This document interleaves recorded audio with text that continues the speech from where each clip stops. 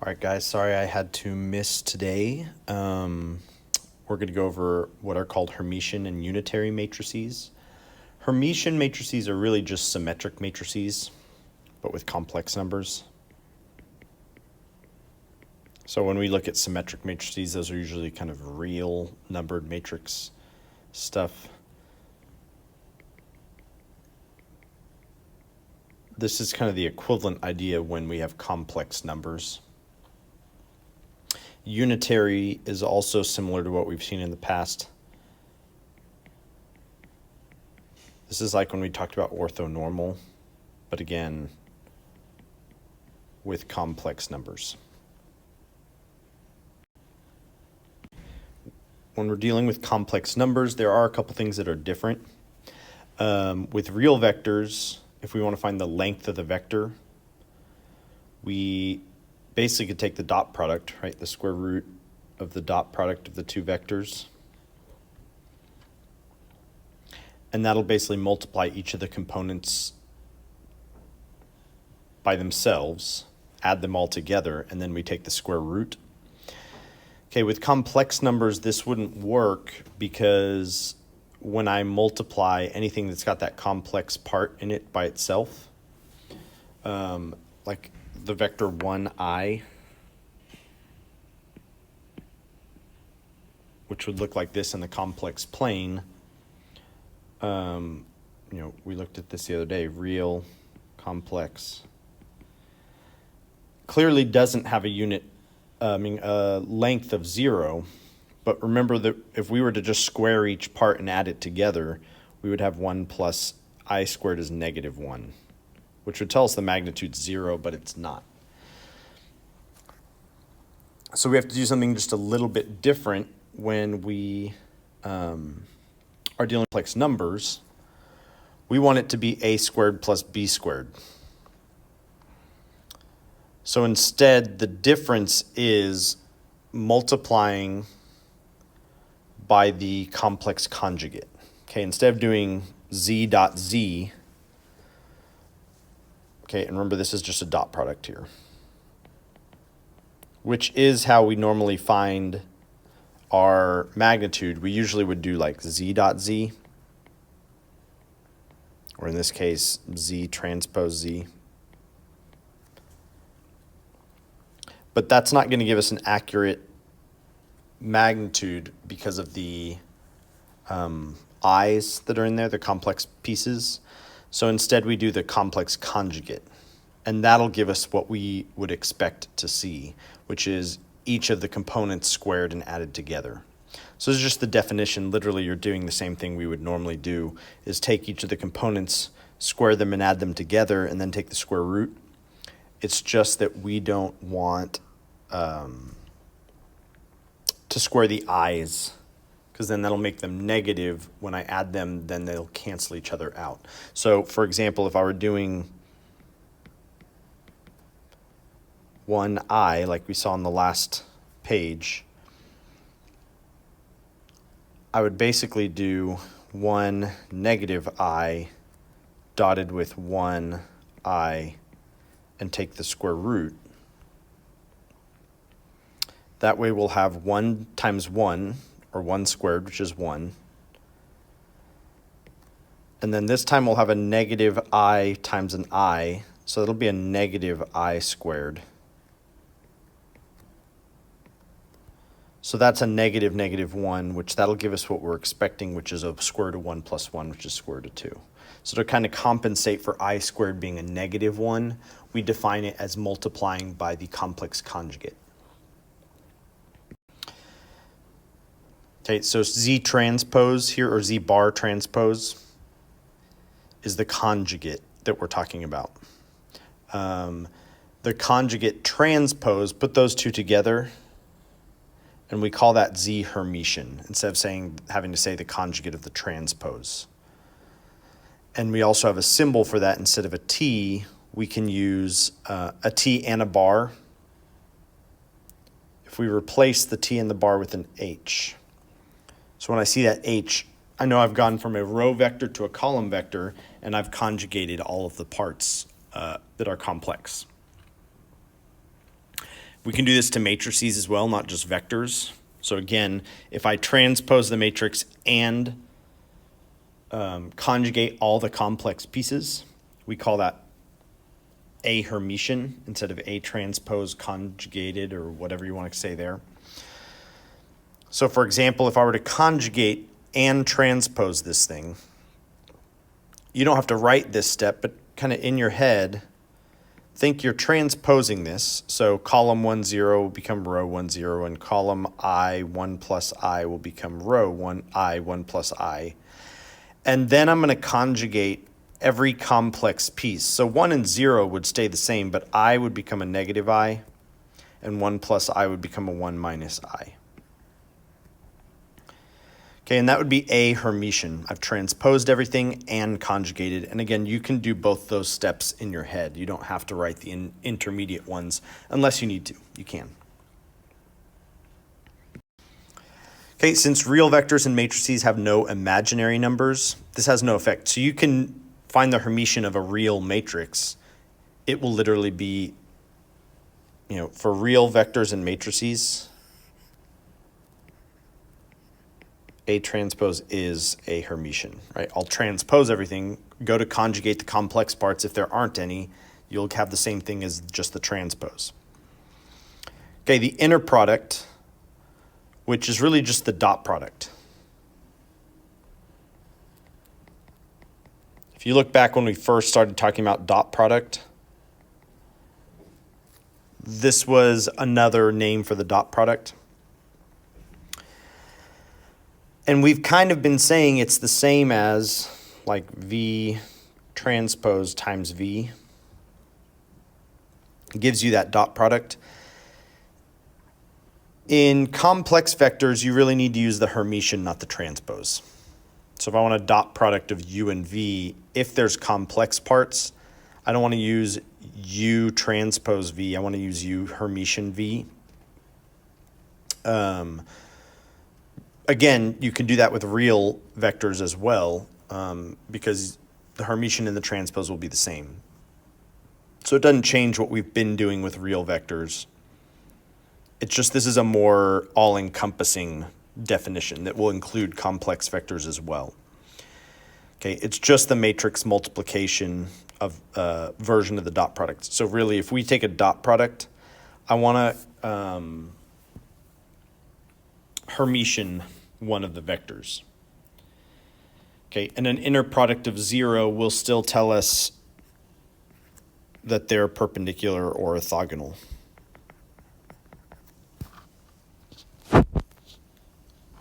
So like is U, which is I, 2I, perpendicular to B,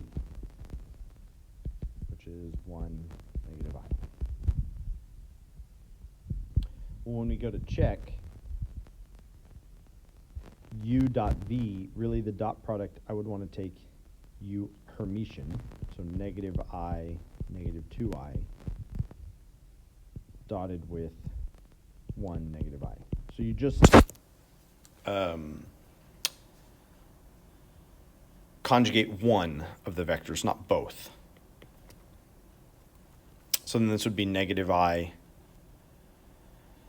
plus a 2I squared, which is negative I minus 2, which is not 0. So not orthogonal or perpendicular.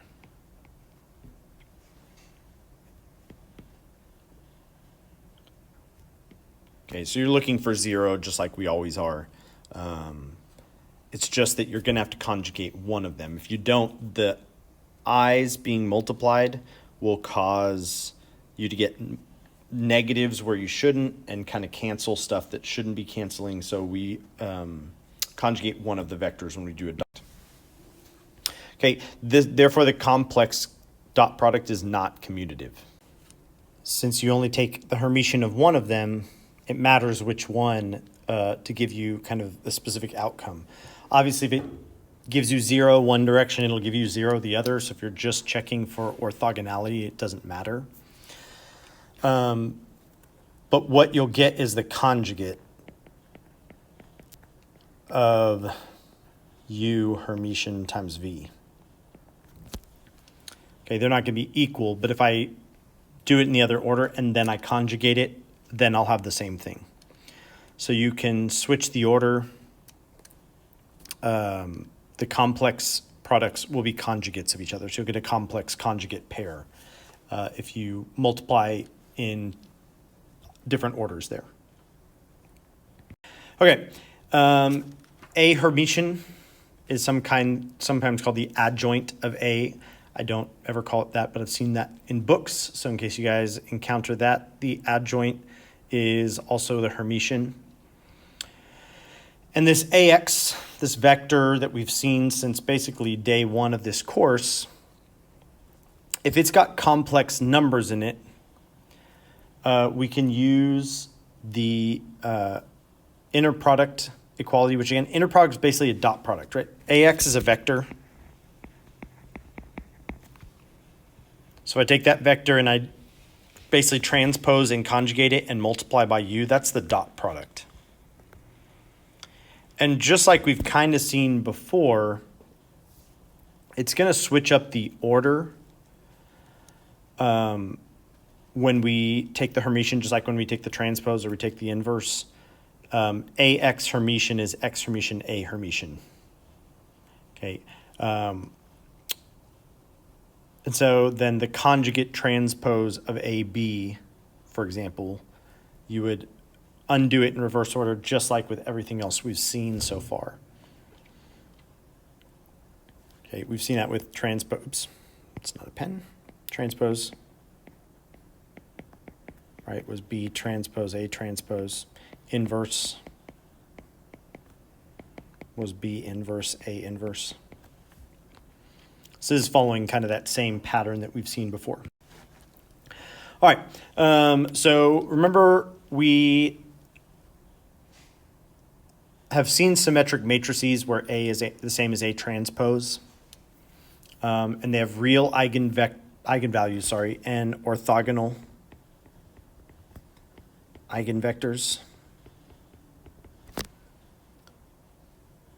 And when we did our factoring into the diagonalized form, we could actually go further because we have those orthogonal eigenvectors. We could take the eigenvectors, divide by the magnitude, and put those in Q. And that way Q inverse, we just have to do the transpose. Right? If it's orthonormal matrix, we can use the QT equals Q inverse. So we did all that with symmetric matrices, with real symmetric matrices. When there's complex numbers involved, we have what are called Hermitian matrices, and that's when A is equal to A Hermitian. We call them Hermitian matrices. That basically when I transpose and conjugate, I will see the exact same matrix, which means across the diagonal, I'll have complex conjugates rather than the exact same thing like we saw with symmetric matrices, which were a reflection across the main diagonal. With Hermitian matrices, across the main diagonal, we'll see the complex conjugate pairs. So when we transpose and conjugate, we'll see A still. So so for example, the diagonal could kind of have whatever. If I saw an I here, I would see a negative I here. If I saw a 2 plus I here, I'd see a 2 minus I here. And if I saw a 3 minus 2I here, I'd see a 3 plus 2I here. That way, when I take the transpose and then I conjugate all the complex values, I'll get this same matrix back. The diagonal needs to be real because when we take the conjugate, that would change the diagonal, which means it wouldn't be the same as the original. But across from that, we would see those complex conjugate pairs. Okay, so if we were going to show that this is a Hermitian matrix, all we do is we take the transpose, and my columns would become rows.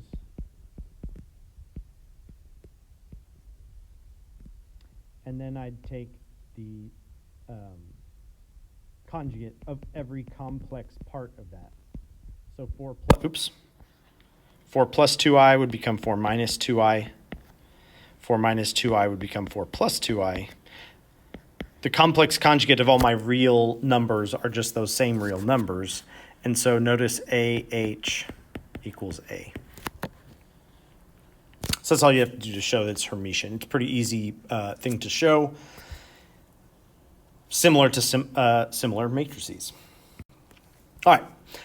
If S is Hermitian and Z is a real or complex vector, Z Hermitian S Z will be a real number. So think what this means is, dang it.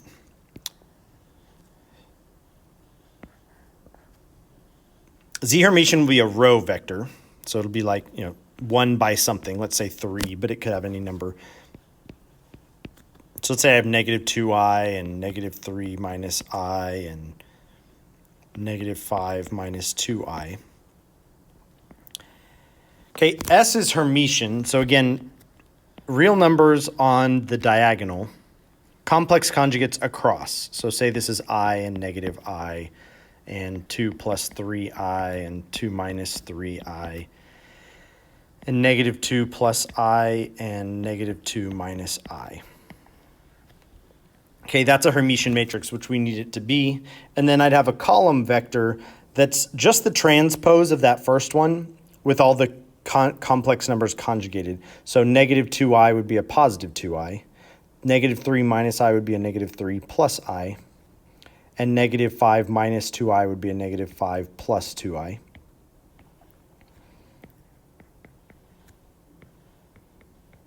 Okay, and notice I'm going to get one single number here. I'll do my 3 by 3. I'll do my 3 by 3 here. Those numbers match, and so I'll get everything that I need, and then I'll have a 1 by 1. And I'm guaranteed that it will be a real number because of the way all these conjugates are being multiplied. All of the i's are going to get canceled out, either become I squares or be subtracted out. So we're kind of guaranteed that that's going to happen. Okay, and that's helpful in proofs and formulas and things like that, is that concept will work. All right, every eigenvalue of a Hermitian matrix is real. So even though the matrix will have complex numbers, you'll have real eigenvalues, okay, just like we do in symmetric matrices.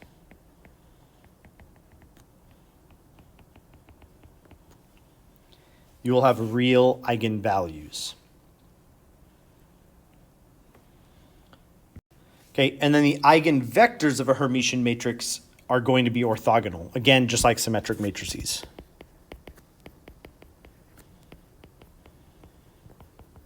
Which, again, Hermitian matrices, they're basically the complex version of a symmetric matrix. You'll get eigenvalues that are orthogonal. Which means if I take the eigenvectors, the Hermitian of one times the other will be 0. Okay, orthogonal doesn't mean take the dot product. It means take the dot product of the Hermitian of one and the other. You'll have to conjugate one of them when you take the dot product. Okay, that's how we define the dot product with complex numbers. So we're going to do an example. Find the eigenvalues of A, show that they're real. Find the eigenvectors and show that they're orthogonal. We do all this stuff the same way we normally would.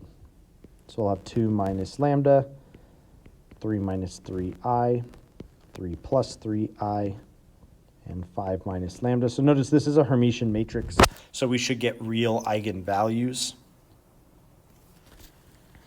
Okay, when I multiply here, I'll have 10. I'll have a minus 2 lambda and a minus 5 lambda, so minus 7 lambda plus a lambda squared. Okay, and then even though we have those complex numbers, because they are conjugates of each other,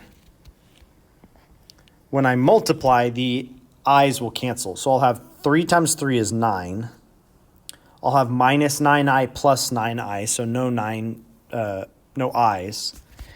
And then I'll have a minus 9i squared, which minus 9i squared is minus 9 times a negative 1, so it'll be plus 9. Okay, a minus 9I squared. So this is lambda squared minus 7 lambda minus 8.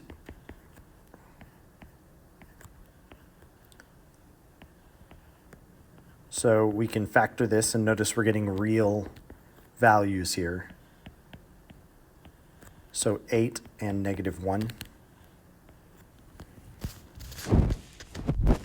Okay, so for lambda 1 is negative 1.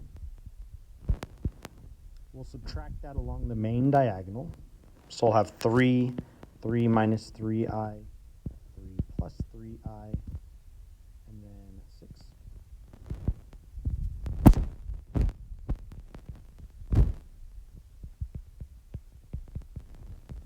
Okay, and usually this is the kind of the harder part, is trying to figure out what the eigenvalue is. I would kind of pick a row. Whatever's going to make one row 0 will make the other one 0. So like here, notice I've got a 3 and a 3 minus 3i. So if I do I minus 1 and 1, I'll get a 3i minus 1 plus 3 minus 3i, that's 0. The second row, it's harder to see that it'll work. But if you multiply out that second row, you'll see that it's also going to equal 0.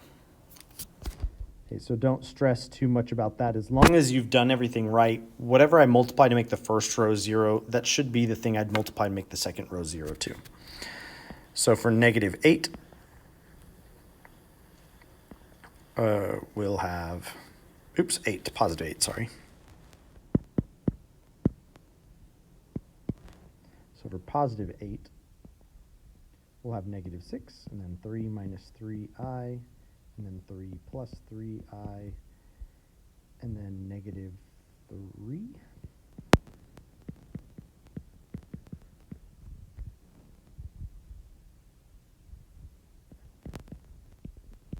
Okay, and a little hint, it should be orthogonal. So we are looking for something that the Hermitian here will multiply to give me 0. I would look at the second row because it's easier. It's very similar to the last one. Right, that second row, I could take one of those, and then all I would need is an I minus 1, and I'll have a 3 plus 3i minus a 3i, plus 1, minus 3. Right, that'll give me a 3 plus 3i minus 3i minus 3, which is 0. And again, if you multiply the first row, you'll see the same thing. And so then we just do x1 Hermitian times x2, where I'm going to conjugate x1. So that'll be negative I minus 1, comma 1, dotted with 1, comma I plus 1. If we just take the dot product, I'll get negative I minus 1 times 1, which is negative I minus 1, plus a 1 times I plus 1, so I plus 1, which is 0. So they're orthogonal. So just make sure when you guys do these types of problems, you want to conjugate the first one in a dot product. The dot product with complex numbers is defined by conjugating one of them. Okay. All right, so we found this in the last problem. Okay, a unitary matrix Q is a complex square matrix that has orthonormal columns. So these are normal columns. Orthonormal we would divide by their magnitude. So we find the magnitude of x1 is again multiplying x1 and its conjugate together. So we'll have 1 and 1 minus I. Dotted, multiplying using dot product, sorry. 1 and 1 plus I. So here I'll get 1 plus 1. I'll have a plus I, minus I, and a minus I squared, which is also plus 1. So this is a square root of 3. Okay, and then I'd also do the magnitude of x2. So I'll have a 1 plus I, negative 1, dotted with a 1 minus I, negative 1. And so I'll have a 1, a minus I, and a plus I, and a minus I squared. And then a minus 1 times minus 1 is plus 1. So this is also square root of 3. And so here Q would be 1 over square root of 3. And then I'd just put those in as columns. 1 plus I and 1 minus I and negative 1. Okay, and just like we saw with symmetric matrices where the inverse was the transpose, here the inverse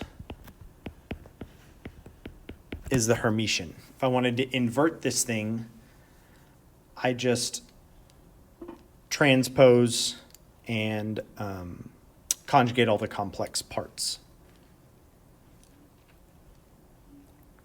Okay, so every matrix Q with orthonormal columns, Q Hermitian times Q will be the identity. I don't like that font there, but it's the identity. As long as Q is square, it'll be the inverse. If it's rectangular, this part's still true. This is true for any matrix with orthonormal columns. But if it's a square one, QH is literally the inverse of Q.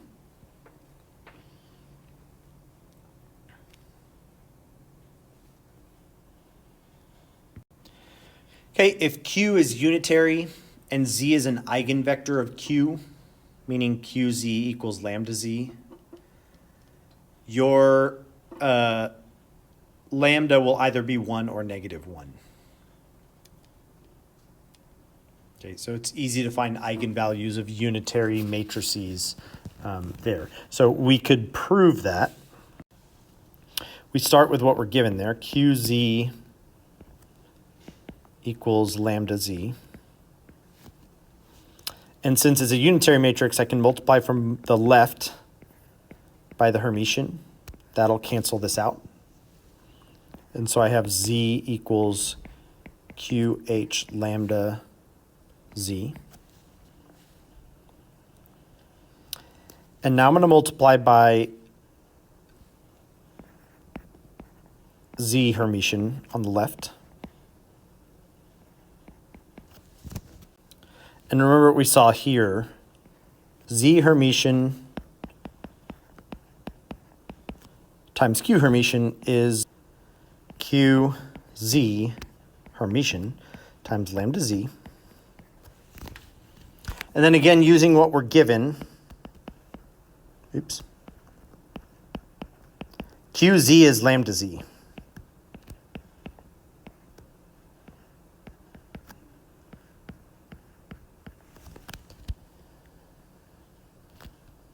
Okay, and then remember lambda is just a constant, so I can pull both of those out. That's lambda squared times ZHZ. Okay, and ZHZ, that's just a dot product. This is a number here and here. So that means if ZHZ is lambda squared ZHZ, that means lambda squared has to be 1, which means lambda is plus or minus 1. Okay, so you could have eigenvalues that are all 1s, that are 1s and negative 1s, that are all negative 1s, but they'll be either 1 or negative 1. Okay, so we already found this. This is Q from our earlier one. It's Hermitian and unitary. So it has real eigenvalues, and they're either 1 or negative 1. So we can figure out which if we look at the trace.